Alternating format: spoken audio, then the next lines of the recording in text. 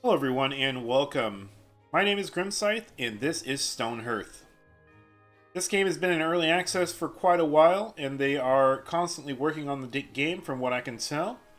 And as we are sitting on it right now, we can see this is currently sitting on 0.22.5 Alpha 22. And this is a nice little game.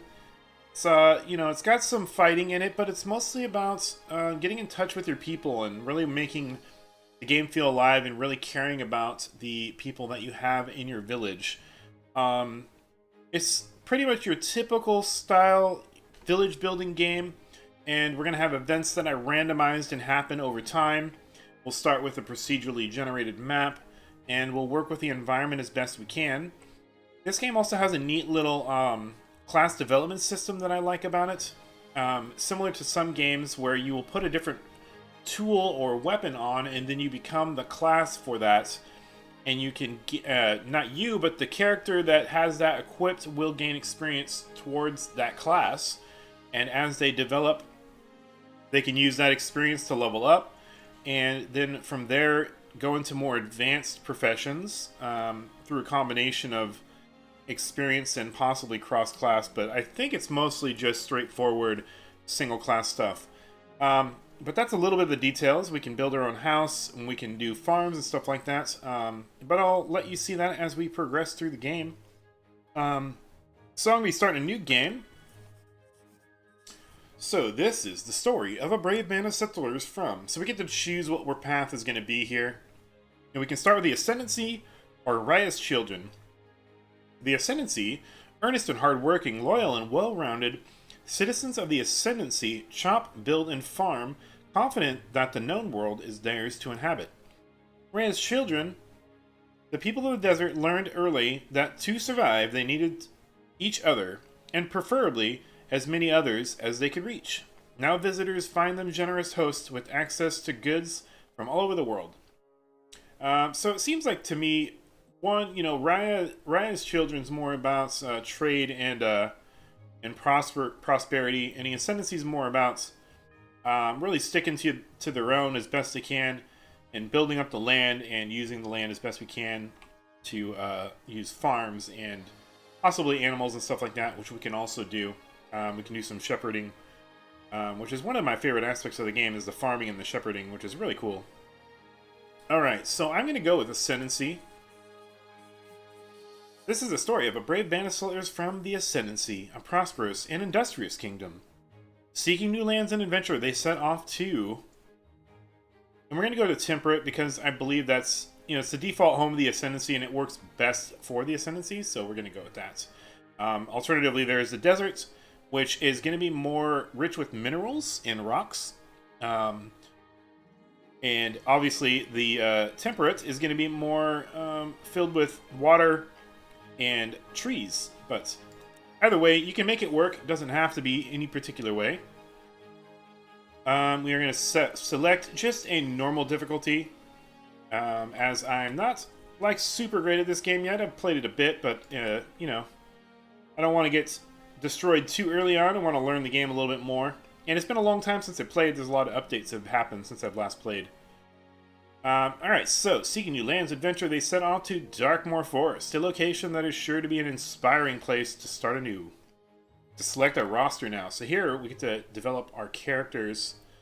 So we've got different statistics that are available to us. We have mind, body, and spirit.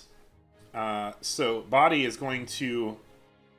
we'll just read through these. So mind is... Why is it not showing? The ability to think intelligently, a high mind stat allows a hearthling to excel in complex mental activities such as crafting, influences diligence, curiosity, inventiveness, and there. So, and then also we got body, which is competence with high physical activities. Earthlings with a high body stat will move a bit faster, attack harder, and live longer. Influences muscle, speed, and stamina. Faith in other people, a high spirit Earthling will easily befriend animals and stand strong against enemies. Influences courage, willpower, compassion. Now, each of these plays a different role in the different classes that there is in the game. We also get some inherited traits. As we can see, we got Callus, Heart of the Crafter. So Callus, there's going to be good and bads to each of these abilities to a certain extent. Callus is, keep everybody's arm's length. This helps them to not be as hurt when tragedy occurs to them, but their constant guarded composure makes them slow to make friends. So the good side is that, if something bad happens to somebody they know, they're less affected by it. But the bad news is it takes them much longer to develop relationships. And Heart of the Crafter, Miss Yes, loves crafting things for others. If they don't make at least one thing a day, they feel the day is wasted. So the good news is they're good at crafting. The bad news is, you don't do it, and then they get a little depressed. So from here, we're not going to do too much randomizing, but I would like to maybe get somebody that's kind of a soldier. So we got a courageous guy here. Somebody that can actually be a soldier for us to help defend us. Heart of the Crafter is always good. I do like to get somebody that's also good at, like, I think it's something to do with farming. There's another soldier, which wouldn't be necessarily a bad thing. Animal Companion is also pretty useful. Charismatic people. Let's see, Professor. Gain experience in the basic of their class, though their explanations tend to be long. I'm going to re-roll this one. See if we can find ourselves with something a little bit more farmy. Farmy? Is that a word? I don't know. That was carpentry, it looked like. Oh, there we go. I think that's it. Green Thumb. Megan Pounder seems to have a way with plants that is somewhat indescribable. So this will be our person that we will use for... just looking at that. We'll use for gardening. At least for now, and we'll get more people over time. I'm looking at this guy, and his body is really low for a soldier, so that's actually not going to really work. This person, however, nice body, and no, I didn't mean that in the sexual way. I mean just like, good stat, and courageous, so that's a good roll there. Maybe we'll see what else we can come up with this guy down here. What is that? Night Owl, Jokester. That was a pretty good roll, though. I should have stuck with that. Featherweight tends to walk a little bit faster, though they tend to carry a little less as a result. You know what? Actually, you have a high spirit. We might make you like a healer or something down the road. I think this is going to work. And we may end up changing these names to viewers in the comments. If you are interested in that, let me know. And we'll get people added in as they comment about it. We'll look at the different other abilities as we go through. For now, let's get ahead and jump into it. We can also change the appearances and stuff like that. We're not going to do that right now. There's different starting resources. Typically, I think what I'm just going to do is start with food for days. It starts with minimal tools, but we do start with a lot of food. And then we can work our way up to acquiring the other resources we need. Merchant Caravan, obviously more about having goods to trade. And having a preset soldier makes it so you can defend yourself easier. An herbalist is a healer, which is nice. And then money solves all problems allows us to have even more money on hand and just try to deal with creating goods to sell. So food for days, we're going to start with one farmer, some berries, some carrots, some jerky, and some gold, a little bit of gold. Safe option for new players, though lacking in defense, which is fine. We'll get our defense online before we need it, I believe. Alright, so right now it is randomizing a map for us. And there's some similarities to this in games like RimWorld, where you get this pre-generated thing and you gotta pick one tile to call home on the map. So I'm thinking something probably pretty heavy in forest. Maybe somewhat near the water in a way. I don't know if that's possible. So we can also, you can see over here, we get trees, plants, wildlife, and minerals. I think probably I'm going to go low on minerals. I'm not going to be too worried about that. We'll probably end up having to trade for minerals a lot. That's okay with me. If we can get a little bit of minerals, that would be nice, actually. And I'm thinking if we can find something that's got like full trees, plants, and wildlife with a tiny bit of minerals, that would be ideal, but we may not get that. I was hoping to get it right next to the water. That one's like one tile off. That one's... I don't know if that's going to actually have water in it. I think I'm just going to go with you know, we're just gonna go with this. I like this one actually right here. It's kind of embedded, nestled in by the mountains, next to the water. We'll go with that. Settle here. So we get a little bit of minerals, 4 wildlife, 3 trees, plants. Works for me. You can use a tunnel door to block off your mining tunnel entrances. So, as I was telling you about, there is random events that happen in this game, similar to other games like RimWorld, only, you know, different. But this game also has a unique look to it, as you will see. We have a very blocky graphic style, which is cool. A little bit of differences. I'm very fond of it, actually. And now, as you can see, the world is layered in. The Earth is layered. I don't think I can get to the edge of the map to show you necessarily. Maybe I can. So we get over here. You can see there's layers to the planet or the surface. As we dig down, there's going to be more minerals and more rocks down below, more dirt up in the top layers. So we will use that to our advantage. We'll have to dig ourselves a mine. We can also dig into like the mountains up here to get ourselves some minerals. So it might be important to consider that. There's things like this. We can't actually look at it, but this is something I believe that can be broken down into rock. Usable rock. There's another one there. So I don't know if fishing is in the game yet, but I do know it's something they plan on having in the game if it's not already. This area here, obviously a very big open area that's got access to a lot of land. Also over here would be nice. But I want to be a little... Probably over here is better because we'll be closer to the mountains. Or we could start over in this area. It's got some rocks on the ground already for us. Now, trees can be harvested, obviously. But they can also be regrown by us getting to the point where we can replant them. So we don't have to necessarily worry about where the trees are. Shoot, what do I like better? I don't like these pre-dug holes. They end up being kind of a pain. I think we're going to start over here, and we'll worry about just kind of making our village kind of through here and be a little more interesting, like coast side. Alright, so what we're going to do is place down our town banner. This is going to allow us to have radius effect in that area. Here is probably fine. And we need to name our village. Let's see. Grimm's Forest Getaway. I don't know. How are we getting away to a place where we're living permanently? Alright, so what it's going to do, I'm going to drop down all the materials we have into a location here. We can build stockpiles, which we can then use to place these things. We can also designate the stockpiles, what they hold, and things like that. Again, similar to games like RimWorld. So what we're going to do is build a stockpile off to the back side here. And we'll just go with like a 10 by 10 for now. That will hold everything, just so it's all off to the side. And we have 2 game speeds. We can go normal or fast. For now, they don't have anything to do, so everybody will be willing to just go ahead and move stuff for us.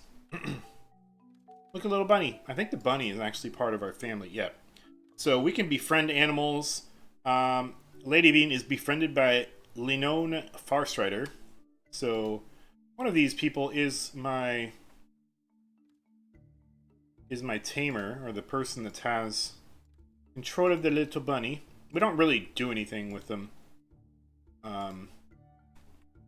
But we have a little companion. Now this thing here is a fire pit. Right now, since we don't have homes, people will gather around this at night to warm up and converse. One thing that the game developers have been working on in recent updates is getting the system in place for there to be deeper and richer conversations between characters and building more relationships. So that's something that is, I believe, fairly new to me, to the game. It'll be nice to see how that works out now. Okay, so we have... What we can do is we can harvest things, we can gather, we can mine tunnels, mine blocks, and obviously we can loot things if things are available to be looted. So what we can do right here, like we can mine blocks, so we can take these blocks here. What The heck? That's not what I was expecting it to be. That's not it either. Maybe it's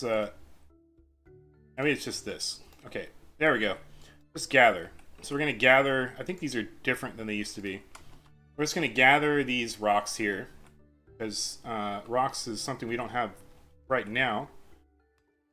Now I don't see. So there's a carpenter's saw. I thought we had. Oh, there's a farming hoe. So what we want to do early on is get a farm started. Before even really worrying about a house, we want to get us a farm started. And the main thing about having a house is that it gives people personal space, makes them happier. Prolonged happiness is good.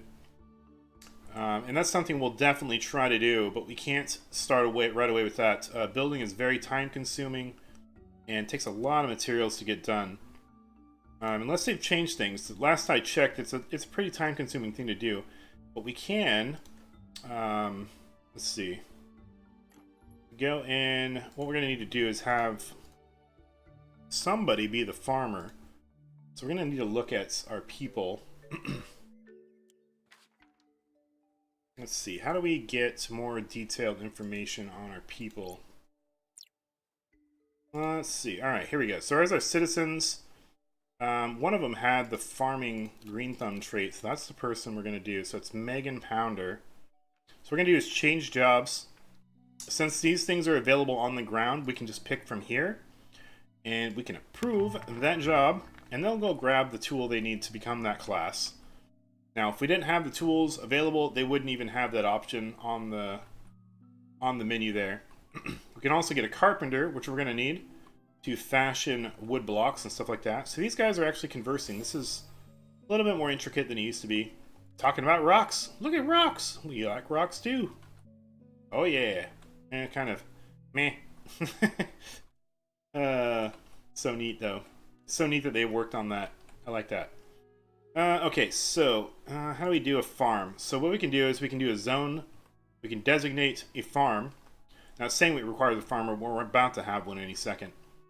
And I want to get a farm. I think, let's see, what's the maximum farm size? 11 by 11. So we'll probably just start a farm. Maybe up here. I like to leave at least 2 spaces for walkways, kind of. Between the things on the ground. Words. Where are the words? Okay, so what we can do. Currently we have these options available. We can plant turnips, which are fast growing.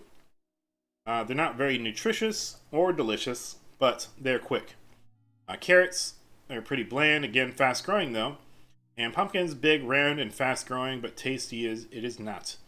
Now we will want variety, and we can also cook meals later on by getting a chef, which will be something to consider. But for now, I think we're just going to start with our basic turnips. So we will grow some turnips there.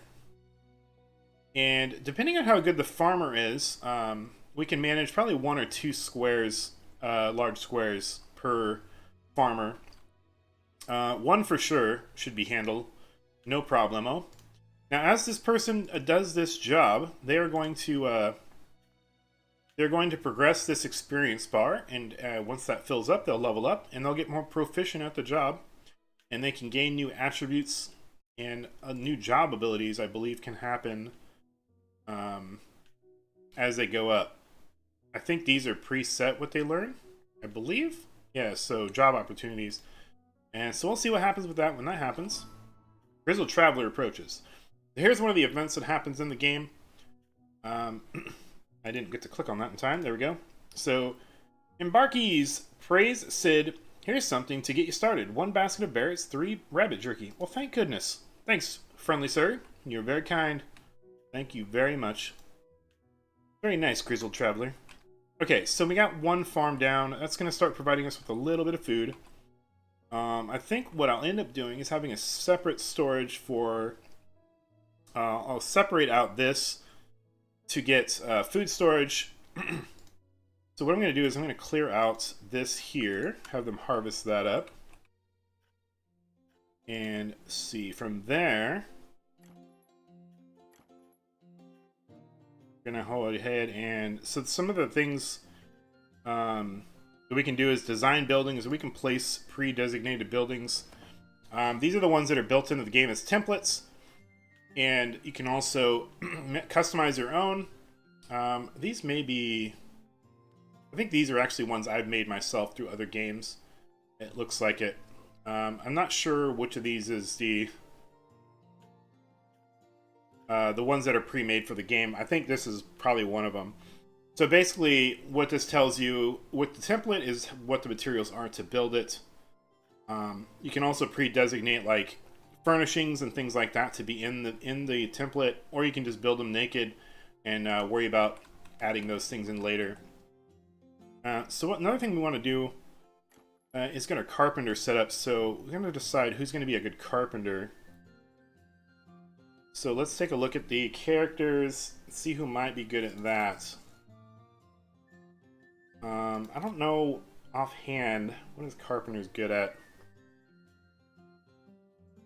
or what would be a good set of traits for a carpenter.